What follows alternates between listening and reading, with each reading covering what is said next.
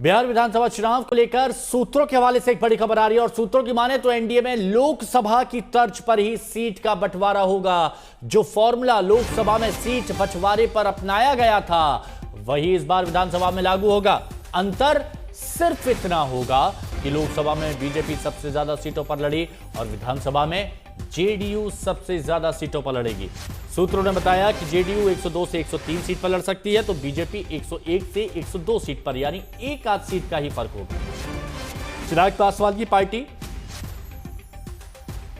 25 से 28 सीटों पर लड़ सकती है और जीतन राम मांझी की पार्टी यानी HAM को 6 से 7 सीटें दी जा सकती हैं और उपेंद्र कुशवाहा की पार्टी को 4 से 5 सीट मिल सकती हैं। तो बिहार में विधानसभा चुनाव बेहद नजदीक है, तो ऐसे में एनडीए ने लगभग तय कर लिया है, जो सूत्रों से खबर आ रही है, कि किस पर कितना दांव खेलना है, किसको कितनी सीटें देना है और कैसे एक बार फिर से सत्ता में वापस आना है।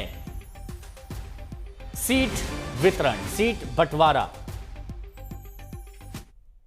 जो समझिए हम लोगों का सीट पर किसी प्रकार का कोई बात नहीं हुई है और एनडीए में सीटों के लिए बंटवारा के लिए कोई हिच नहीं है। जुलाई के महीना में या उसके पहले बाद में यानी कि अगस्त तक जारी सीटों का हम लोग निपटारा कर लेंगे। अब सबको लड़ने लायक, जीतने लायक सीटें मिलेगी। हम लोग तो समूचे 242 सीट पर हम लोग चुनाव लड़ रहे हैं, क्योंकि लड़ना भी है और लड़ाना भी है। हम लोगों को एनडीए को जिताना है और नरेंद्र मोदी जी को हाथ को मजबूत करना है। डबल इंजन की सरकार बने, उसकी चिंता हम लोगों की। और हमारे सहयोगी रोहित सिंह पटना से हमारे साथ जुड़ चुके हैं, बात करते हैं उनसे। रोहित, सीट बंटवारे को लेकर जो समीकरण यहां बिठाए गए हैं, क्या सोचकर ये समीकरण बिठाए गए हैं और इसके क्या दूरगामी परिणाम उम्मीद कर रहा है एनडीए?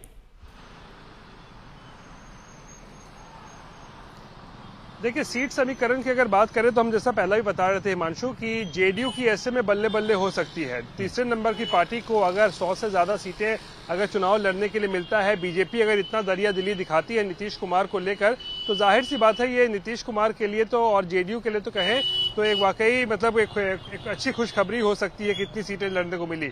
लेकिन यहाँ पे समस्या बीजेपी के लिए हो सकती है। बीजेपी भी भले उतनी ही सीटें लड़े जितनी सीटों पर नीतीश कुमार की पार्टी लड़ेंगे, लेकिन चिराग पासवान, उपेंद्र कुशवाहा और जीतन राम मांझी, क्या ये तीनों पार्टियां उतनी सीटों पर मान जाएंगी? यानी अगर 100 सीटों पर जेडीयू बीजेपी लड़ते हैं तो क्या केवल 40-42 सीटें ही जो है जो उनका बंटवारा होगा एलजेपी में, मांझी में और उपेंद्र कुशवाहा में? क्या चिराग पासवान 28-30 सीटों पर मान जाएंगे? ये बड़ा सवाल है, क्योंकि पिछले बार जब चुनाव हुए थे 2020 में तो 28-30 सीटें उस समय भी दी जा रही थी चिराग पासवान को, लेकिन उस समय वो गठबंधन से अलग हो गए थे, वो माने नहीं थे। तो ऐसे में इन तीनों दलों को मनाने की जिम्मेदारी जो होगी वो बीजेपी पर होगी, क्योंकि जैसा कि मैं पहले बताया हूं, इन तीनों दलों का जो गठबंधन है वो बीजेपी के साथ है, नीतीश कुमार के साथ नहीं है। तो बीजेपी के ऊपर जिम्मेदारी है कि वो किस तरीके से अपने इन तीन महत्वपूर्ण घटक दलों को साथ रखे। रोहित, और सीटों पर चर्चा एक सवाल का जवाब और जो जनता जानना चाहती है वो ये कि विधानसभा और लोकसभा के अलग अलग मुद्दे होते हैं, अलग अलग समीकरण होते हैं, लेकिन पिछले विधानसभा चुनाव में जेडीयू का प्रदर्शन बहुत अच्छा नहीं था, बहुत नुकसान हुआ था। तो ऐसे में जेडीयू को सबसे ज्यादा सीटें देना, उससे कम बीजेपी के पास आना, तो क्या ये रिस्क नहीं है?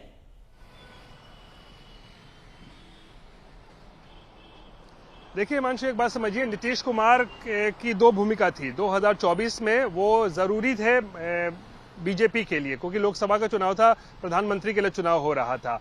लेकिन 2025 में नीतीश कुमार जरूरी नहीं हो गए हैं, बल्कि मजबूरी हो गए हैं, क्योंकि उनके पास आज के डेट में अगर बात करें तो 17-18% जो है वो वोट बैंक जो है वो एक मुश्त है।